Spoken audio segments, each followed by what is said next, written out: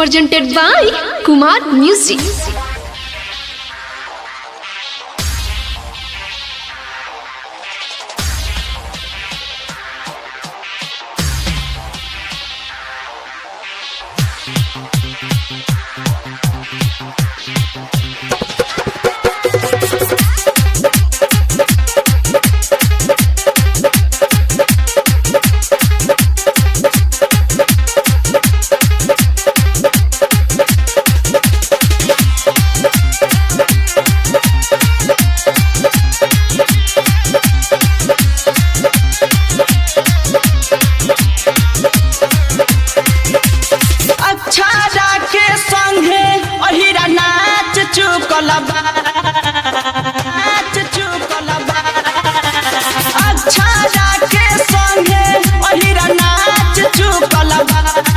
तोहरा देखल माल पवनवा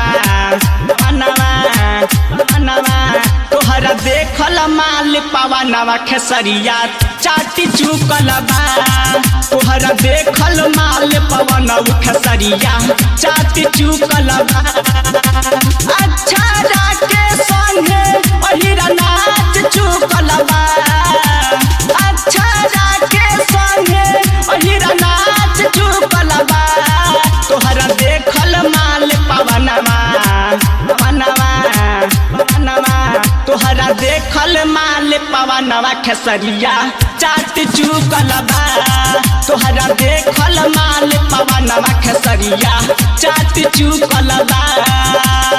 Music by Munna Raj.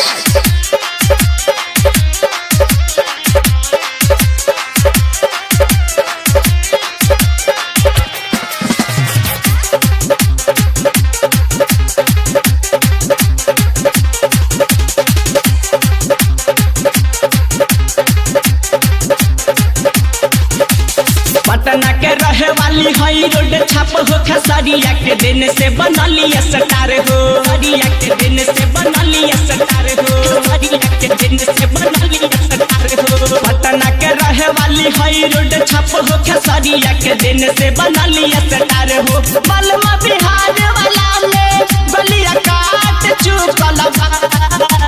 बलमा बिहार वाला में गलिया काट चुकल बा तोहरा देखल माल पवनवा तोहर देखल माल पवनवा खेसरिया चाट चुकल बा तोहरा देखल माल पवनवा खेसरिया चाट चुकल बा।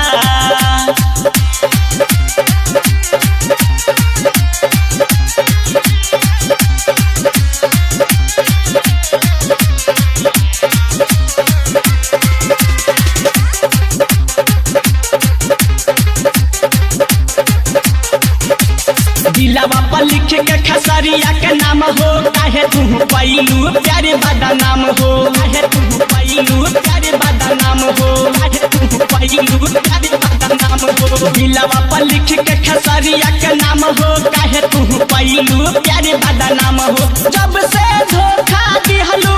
दिल पे खाट टूटल बा जब से धोखा दिहलू दिल पे खाट टूटल बा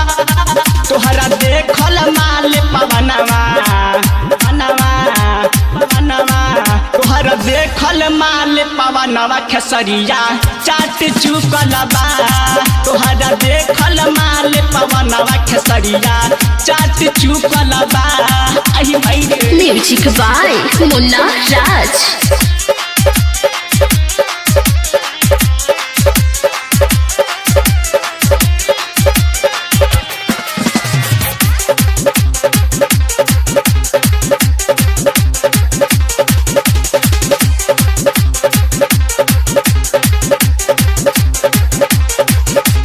पैलू बिया है अपन देखिए के जात हो तब था लागल बा प्यारी बाबी काट हो तब था लागल बा प्यारी बाबी काट हो तब था लागल बा प्यारी बाबी काट हो पैलू बिया है अपन देखिए के जात हो तब था लागल बा कि प्यारी बाबी काट हो तोह से पहले ओहिरा उनके डांट चुकल बा तोह से पहले खेसरिया उनके डांट चुकल बा तोहरा देखल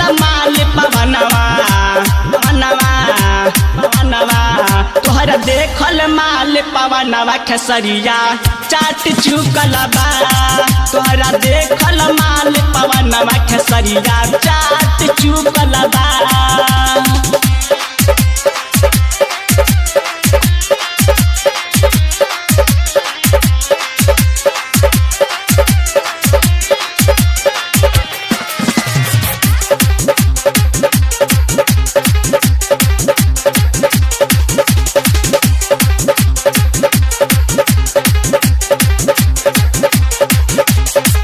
हन प्यारे कहे राम कुमार हो प्रेम बिहारी लिखे नया समाचार हो प्रेम बिहारी लिखे नया समाचार हो प्रेम बिहारी लिखे नया समाचार हो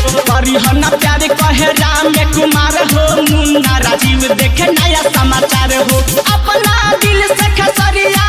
उनके छाट चुकल बा अपना दिल से शहीदा उनके छाट चुकल बा तोहरा देखल माल पवनवा तोहरा देखल माल पवनवा खेसरिया चाट चुकल बा तोहरा देखल माल पवनवा खेसरिया चाट चुकल बा अक्षरा के संगे ओहिरा नाच चुकल बा अक्षरा के संगे ओहिरा नाच चुकल बा तोहरा देखल माल पवनवा तोहरा देखल माल पवनवा खेसरिया चाट चुकल बा तोहरा देखल माल पवनवा खेसरिया चाट चुकल बा तोहरा देखल माल पवनवा खेसरिया चाट चुकल बा तोहरा देखल माल पवनवा खेसरिया चाट चुकल बा।